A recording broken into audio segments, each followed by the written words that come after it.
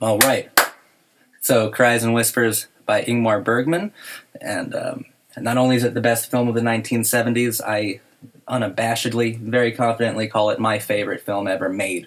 And my name's Zach. I'm here with my friends David and Craig, who you probably recognize from other group analysis and discussions on movies. And we're just going to dive right into what I consider to be the finest film in existence.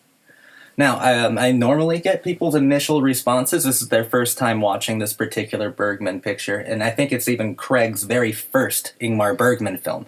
And I just wanted to get, what were your initial response to the entire experience of Cries and Whispers? It's very, I don't want to say atmospheric, because I feel like that's not the right word. I mean, it definitely is. I just feel like there's another word that's more accurate for what I'm looking for.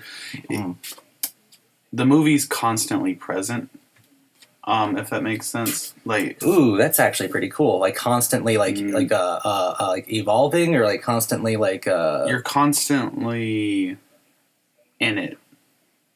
There's right. no separation. It's immediately absorbing. I get hypnotized when I watch this movie. Like time ceases to exist. Well, like David was saying, I can't believe we've already finished half the movie. It felt like 5 minutes. How do you think Bergman got that? How do you think and it's very deliberate. His direction is very deliberate. How do you think he made his film so free-flowing?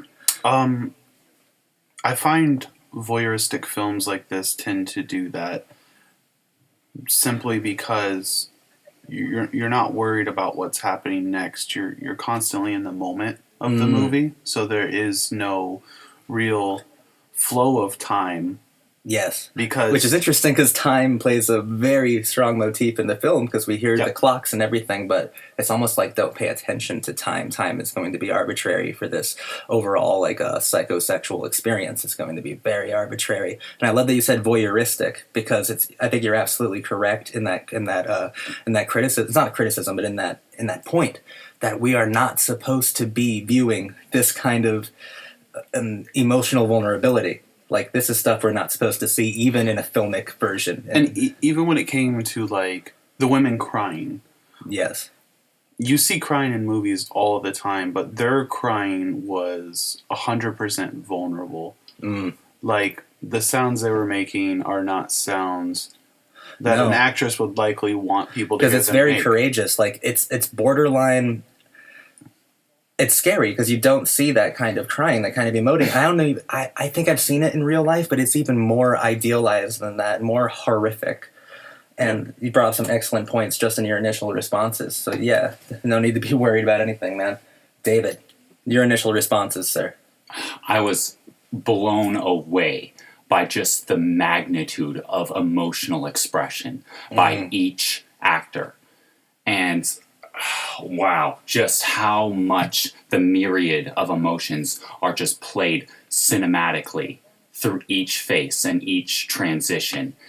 And I've never seen a film like it where there were so many different emotions expressed in so many different ways. Yes. And the complexities and the subtleties were not only obvious but subtle simultaneously, as much as that's contradictory sounding. I think it's all there. Bergman was such a contradictory filmmaker. Persona, if we can go back to that, or even Seventh Seal, what a director would normally put underneath the main mental framework of the film, he puts on top. Subtext is where main narrative should be. Like, you can't watch a Bergman movie and simply walk away from it going, oh, well, that was a film about a group of sisters where one is dying. No, because that's the main narrative, but the subtext he gives front row obligation to. Like, victory is sweet in a Bergman movie, even in the cheap seats. Like, this is an amazing fucking film, and it's my favorite film ever made. And I do want to dive into probably the most striking thematic, visual, filmic element, which is the color red. And that's typically what people walk away from this film. If they're feeling anything, it's some sort of absorption with the color red. So what do you think red signifies in this Bergman film? It signifies many different things, but what do you think he was truly trying to express or demonstrate by incorporating that color in so many unique ways? Okay, so I'd have to give it time to give an intellectual thought on what the color red meant in the movie, but my initial reaction to the color red was that it was just surrounding, like it was haunting. Like that was the first word that came to mind, was haunting. Because it's and uneasy, yeah. I don't know what it's everywhere in the movie, constantly there, and like you said during the movie, it's inescapable. Yes. But I don't think it's drowning. I don't think it's suffocating. No, but it is inescapable. Yes. It's almost like embracing. Yes. But there is something duplicitous about it, and it's something haunting, and it is something kind of vile. But it's maternal for me, like a feeling of a womb or something. It's almost like as if you hated someone and they were being tender to you.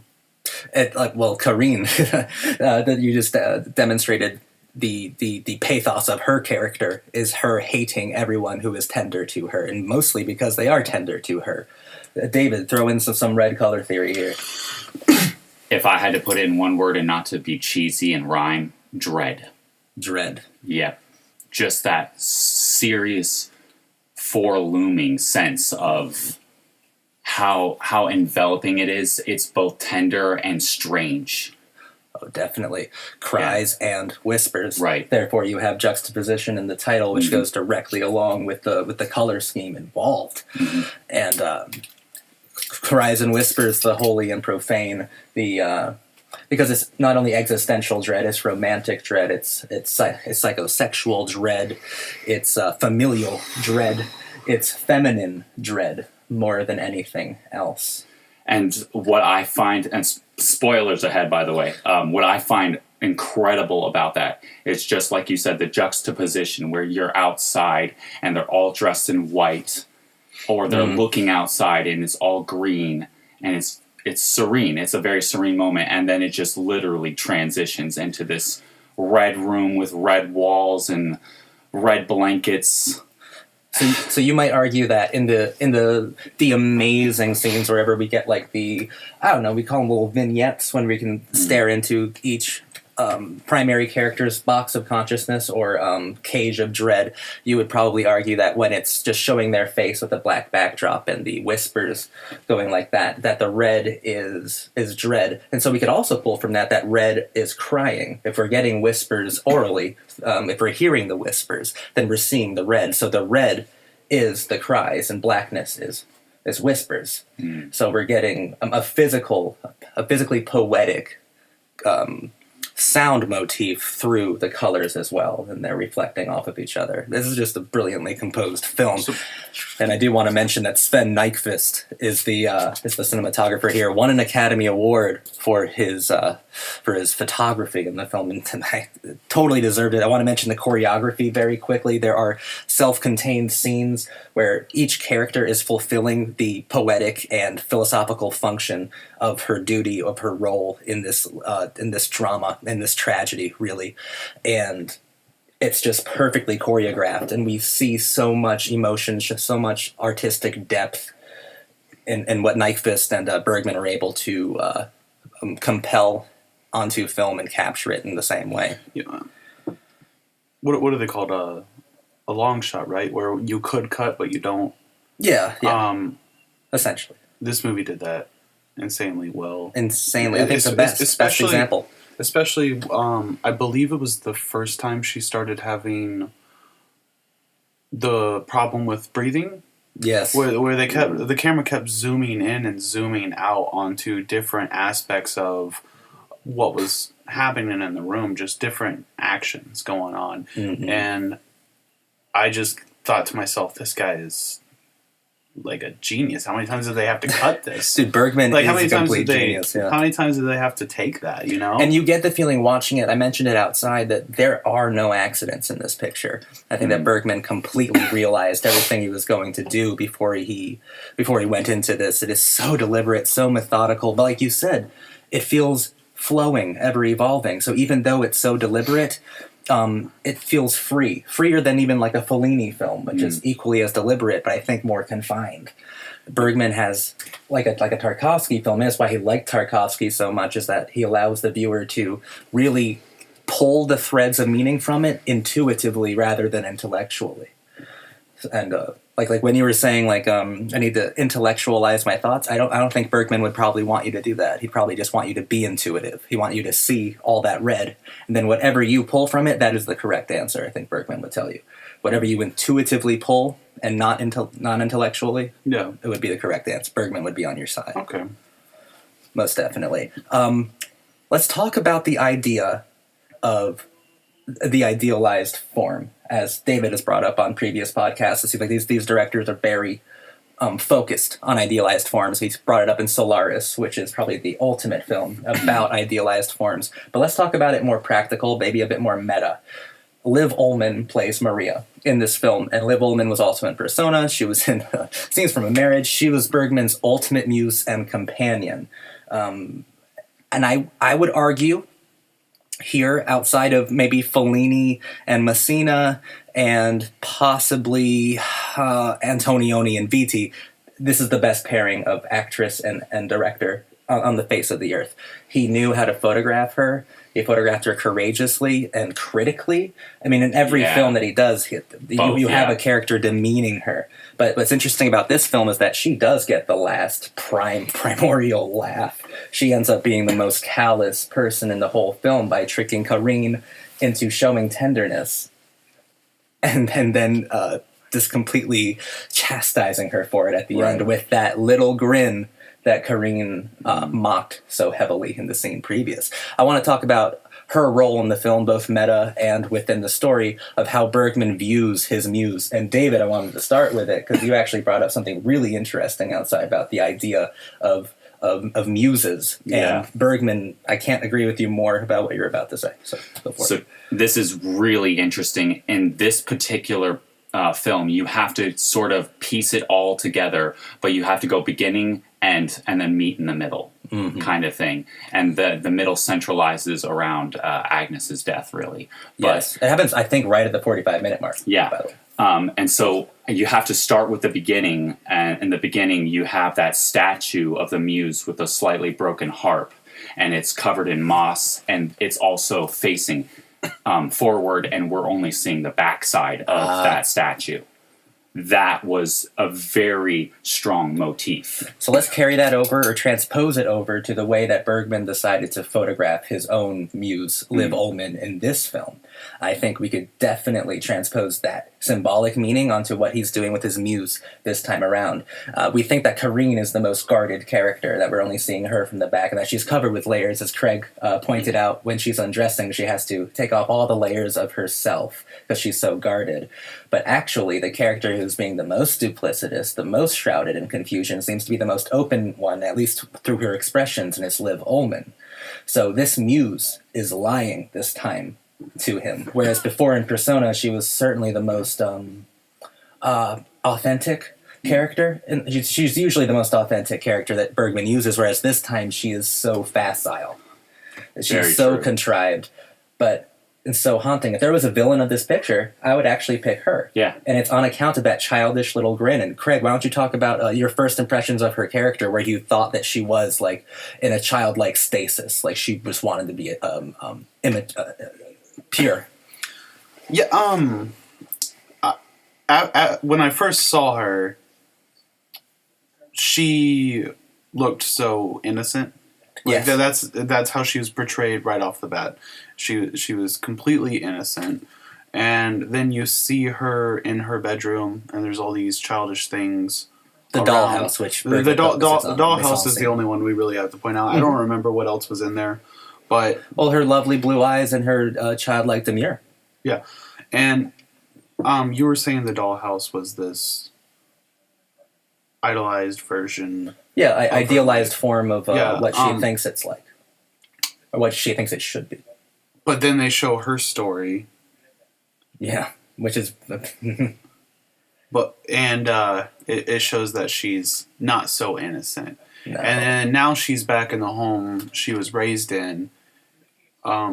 caring for her dying sister, and it's almost as if she was regressing to the child she wants to be. Yeah, it's but like she wants to be she innocent. she uses her her staged purity as a weapon. It's a weaponized childlike thing because it's so convenient for her to project it. I just want to say something very quickly as well that goes with the color scheme, because this everything we talk about in this movie should relate back to colors and sound. And she is more red than any other character. The fiery red hair, the red lips, the red passion, the sexual, sensual red dresses and lingerie she always wears. So if red is the profane, then she is the most absorbed in that concept. She is the most expressive and demonstrative of the color red as a physical character. So we should keep that in mind. And another thing, now that I think about it, I don't know if this has any merit, but when the doctor was pointing out all the things that have changed about her, he was saying how pale she was and how she wears makeup now. And it's almost as if instead of being red, she was wearing red. Yes, she was. But his main criticism of her was that she was indifferent. And what is she through the whole film? Indifferent. She was indifferent to his criticisms. She was very transparent about that. So transparent, so reflective, that she was a reflection of all the scenery and all the set designs. And Craig, did you have anything you wanted to say about the set designs, about the bedrooms, things like that in the film? Yeah. I kind of felt at first like, well, I've already pointed out that Maria's bedroom was very childlike, and when we see Corinne in her bedroom, she looked older than she did throughout the rest of the movie. She did. So what was Bergman trying to demonstrate with that? That she is older in a stoic way or emotional way, or at least more remote? Well, I feel like the whole aspect of the three sisters that, like with the middle, like I believe David made a really good point about this being all about the middle. And because the middle sister was the one dying. And I remember I brought up too, you see it most in the scene where they are caring for Agnes. The two sisters are on both sides of her, and you get, we have to go back to color once again, because it's the red hair of Maria, and then the red highlights within Agnes's hair and the complete brunette of Corinne. So it's the journey from the holy to the profane, from the cry to the whisper, right? I wanted to add to that and really dive board off of both of your thoughts. I noticed that this is pretty much the antithesis of Persona in that particular respect, where in Persona there's this moment of individuation where the childhood and the adulthood sort of merge together. Whereas in this one, in Cries and Whispers, it's the very much the opposite, where we're seeing Maria turn from that individuation process into a more, I would even say demonic. I would use that word, a demonic version of herself. Actually, what's pretty fantastic is it's like all these characters are very straightforward at the beginning of the movie, and once the sisters die, they all start to become the opposite of what you would expect, it seems. Like,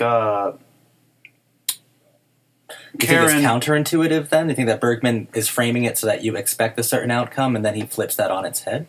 I don't know if it was that. I was too caught up in the movie to worry what was going to happen next. Right, I'm sorry, go on. But in the beginning, Corinne is very, callous and stiff. And by the end of it, she's trying to be open and vulnerable. But I call that trickery on behalf of Maria. And I think that she was safer when she was. But you also see that Maria was very innocent and pure, and then she transitions to the attacker. I just think that she was more, like when Corinne said, no one likes it when the real Corinne talks. You want to talk to the real Corinne? You wouldn't like it when the real Maria talks. Okay. Maria was always that. I would like to see what you guys take out of this, and it's the whole idea that the middle sister was a representation of the individual characters having something die, whether it be realistic with the maid, or otherwise something's dying and they're not accepting it, because you do see that scene where the woman isn't dead even though she's dead. They all go in there and talk to her, and she moves and stuff like that. It's like they're not allowing her to die, but she's a representation of something. I just can't put my finger on what that is. Outside of the maid, they're all very selfish reasons. I want David to answer that, though. I would like to say you can answer that by going toward the first 10 minutes in. She picks out the white rose from the vase, and she smells it, and that's very symbolic of death. And so here in America, whereas this is a foreign film, you have to keep in mind that white and black are inversed. So in foreign films and in foreign countries, especially like places like Japan, white is definitely symbolic of death. But here in America, white is symbolic of innocence. And Bergman, he specifically knows that. He knows that there's that interplay, and he paints white in both respects. And so attaching that and answering your question, Agnes is very much symbolic of that, symbolic of wanting death, which is itself sort of dreadful if you think about it. It's like an existential crisis. Oh, of course. And, all right, we just cracked the tip of the iceberg here, but I wanted to get my friend Craig's response on this. He has other plans later. What you should do is click on part 2 of this conversation, where David and I are going to kick it into high gear. We're going to leave all you pedestrian folk behind, and we're just going to fucking just tear apart this movie and get directly into it. Thank you for listening to the first part. And Craig, before you go, since this is the reason why we're splitting it up, I just want to know... would you recommend this film to people who might be interested in art films? Like, what was your main takeaway when you walked away from it, and do you think you learned anything from it? I would say, if anything, it'd be very important to anyone who wants to captivate a viewer. Like, it would be a great film to break down and understand why you just can't look away. It should be studied for its hypnotic effects. One of the best at being voyeuristic. That's why I call it the best film ever made, because it might not tell the best story, but it's the best filmed story. It's the best filmic language. Everything works poetically, compositionally, and symbolically. And I've seen so many voyeuristic films, and I love voyeuristic films, but this one I never want to deposit. That's one of the best things a modern viewer could probably say about an avant-garde film. And all right, guys, go ahead and click over on part 2, and me and David are going to continue our analysis and discussion of Persona. Craig, I want to thank you for coming out. And me and David, we're going to meet you guys at part 2. Thanks a lot.